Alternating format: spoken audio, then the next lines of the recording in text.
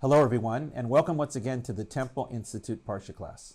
My name is Gedalia Meyer, and I'm podcasting from Ma'ale Adumim in Israel. The notion of a God existing in some form is one of the oldest continuous ideas in collective human thought. While we don't know exactly how far back we can trace this idea, it is a safe bet that it goes back at least to the prehistoric ceremonies of burial of the dead. It may go back much further than that, however, to the long-forgotten and inaccessible epochs when early human beings first wondered about what it means to be and from where everything came. While these may seem like thoughts that are too deep for people who are using stone tools or learning how to harness fire, we really don't know what went on in their primitive minds.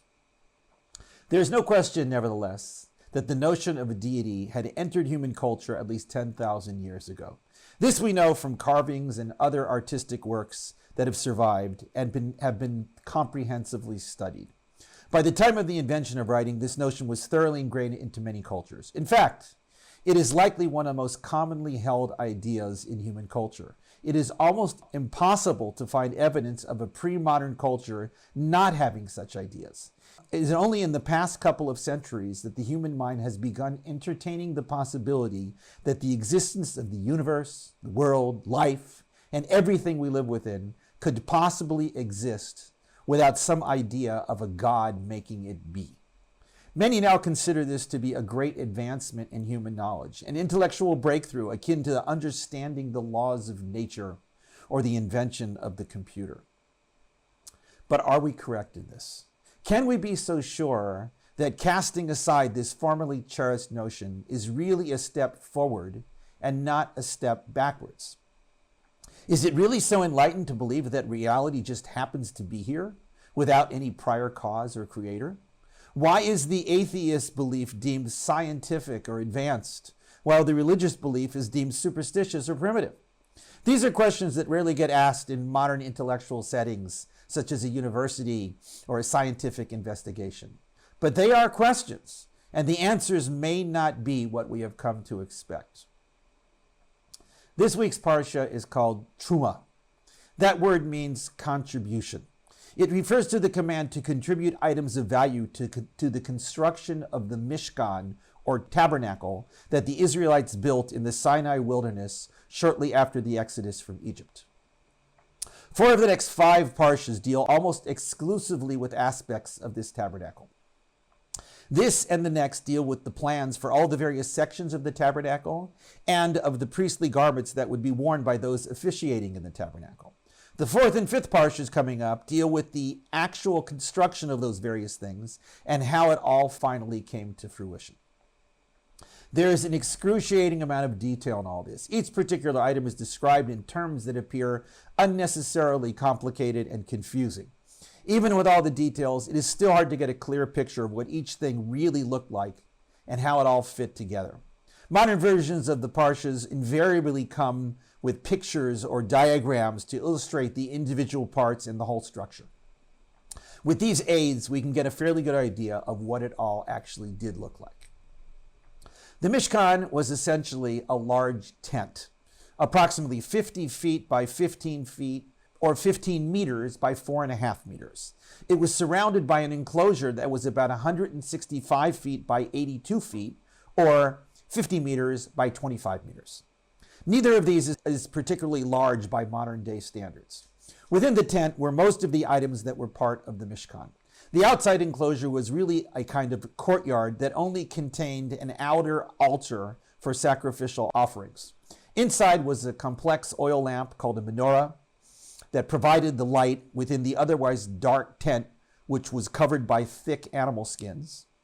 Also a table for the ritual bread that was always in the tabernacle, and another altar for incense.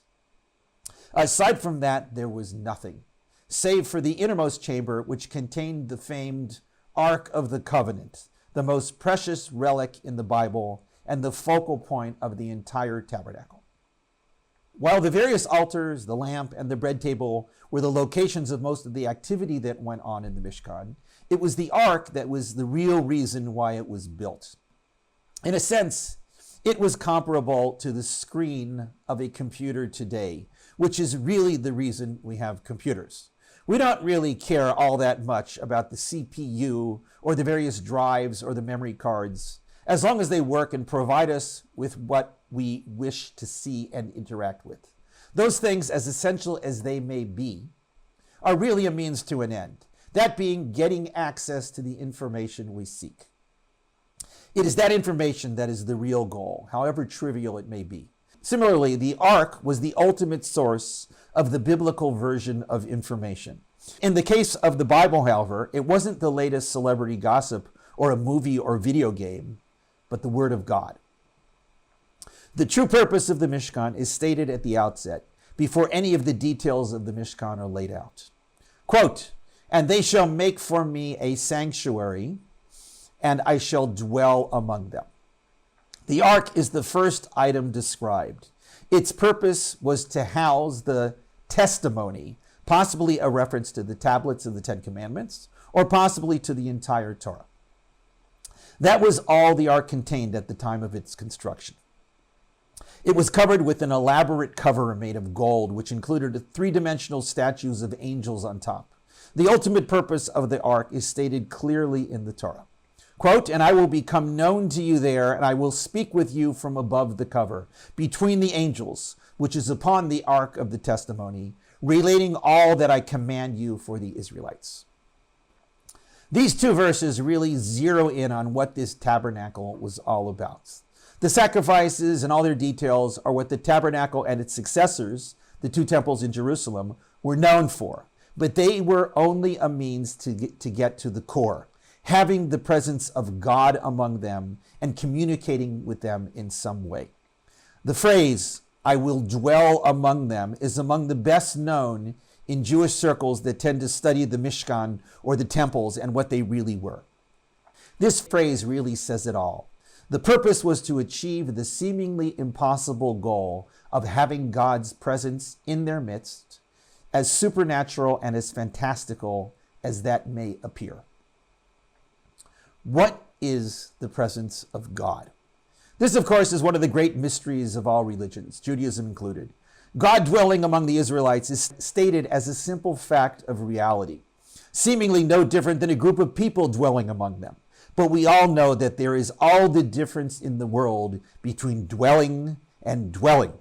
One of the most familiar words among religious Jews is the term Shechinah, which is usually translated as dwelling presence or something along those lines.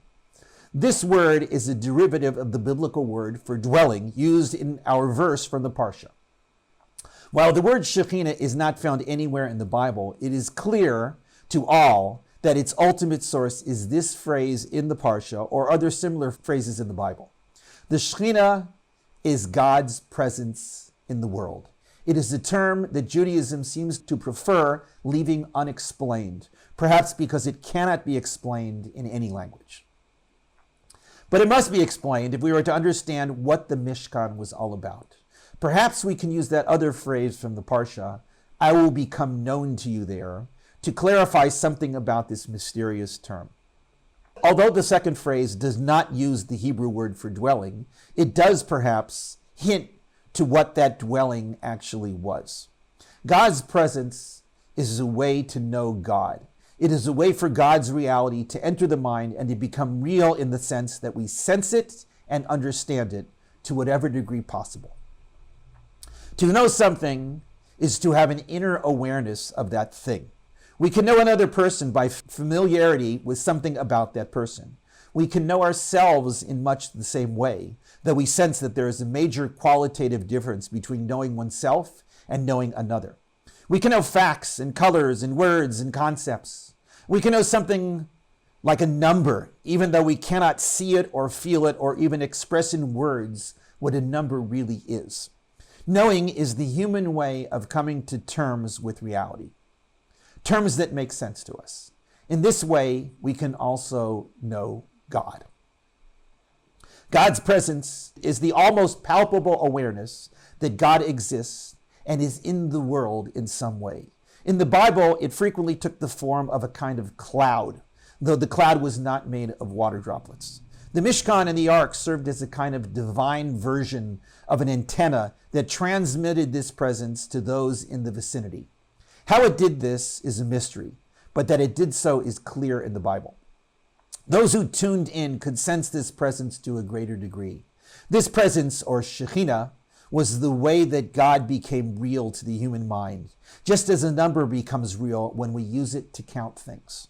The reality of God is the focal point of the entire Torah and the real purpose of Judaism and all monotheistic religion.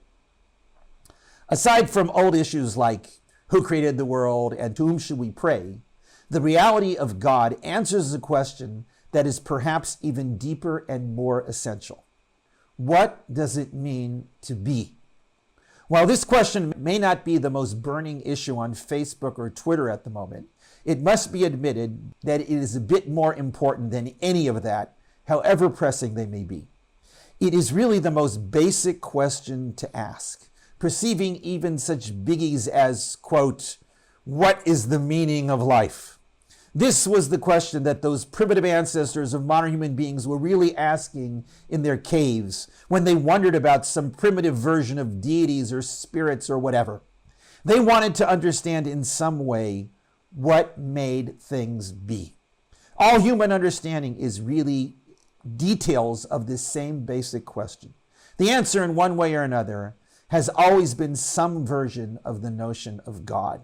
Even atheists agree to this if we just change the word God to being or reality or existence. This fundamental truth lies at the core of the Tabernacle and the Ark and the Torah. It lies at the core of all religion and of the entire human search for knowledge and understanding. In our own individual ways, we all seek this truth, though we may not be aware of it. The Mishkan was a way of focusing the mind on that search and that truth. It's too bad that we lost this great tool. Perhaps if we understood what we were missing, we would really want it back. Shabbat Shalom.